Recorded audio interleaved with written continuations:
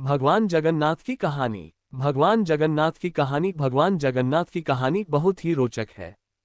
जगन्नाथपुरी का रथ उत्सव विश्व प्रसिद्ध है, परंतु रथ उत्सव से कुछ दिन पहले ज्येष्ठ पूर्णिमा के दिन जगन्नाथ प्रभु को 108 घड़े जल से स्नान कराने की प्रथा है।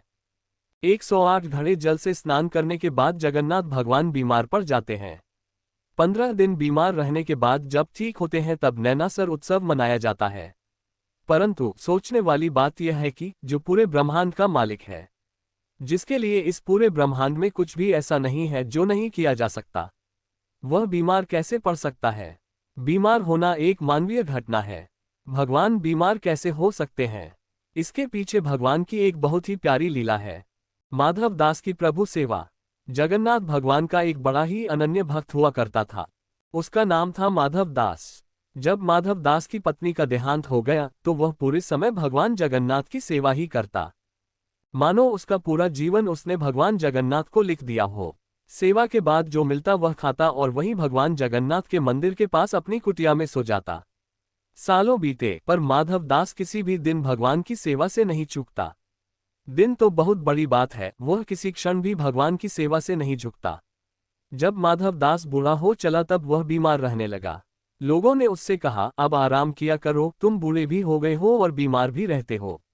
परंतु माधवदास किसी की नहीं सुनता, बस अपनी प्रभु सेवा में लगा रहता। अपने दास की सेवा माधव ने की। एक बार की बात है, माधव दास बहुत बीमार हो गया। लोगों ने उससे कहा, वैद्य के पास जाओ, दवाई खाओ। परंतु माधवदास सबसे कहता, जिसके माथ पर हो जगन्नाथ का हाथ, उसे किस बात की चिंता? भगवान है ना, वह सब देख लेंगे, यही कहता और निरंतर अपनी प्रभु सेवा में लगा रहता।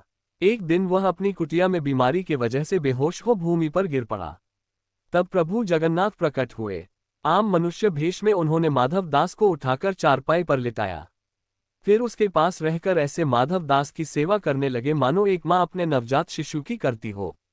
माथे पर पट्टी देकर उसका ज्वार कम करना, उसे काढ़ा पिलाना। माधव दास बहुत ही कमजोर हो गए थे। उसकी सोचने समझने की शक्ति भी बहुत कम हो गई थी। वैकुंठ का सुख। धीरे धीरे जब माधव दास ठीक होने लगे तो एक दिन उन्होंने भगवान को पहचान लिया।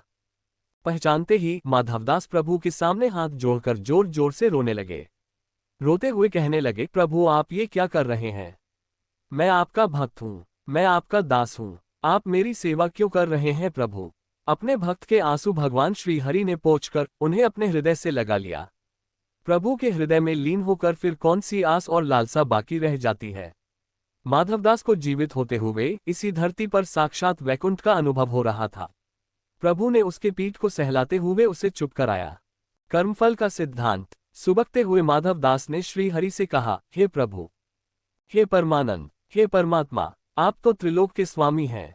आप ही नारायण हैं, इस पूरे ब्रह्मांड के मालिक हैं। आपकी इच्छा से तो ये बीमारी क्षण भर में नष्ट हो सकती थी, फिर आपने मेरी सेवा करने के स्थान पर मुझे पूर्णतः स्वस्थ क्यों नहीं किया?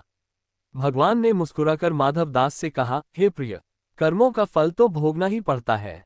कर्म का चक्र ही नियति है। यदि मैं तुम्हें अभी तुम्हारी पीड़ा से मुक्त कर दूं तो भी आगे चलकर तो तुम्हें यह कष्ट भोगना ही पड़ेगा।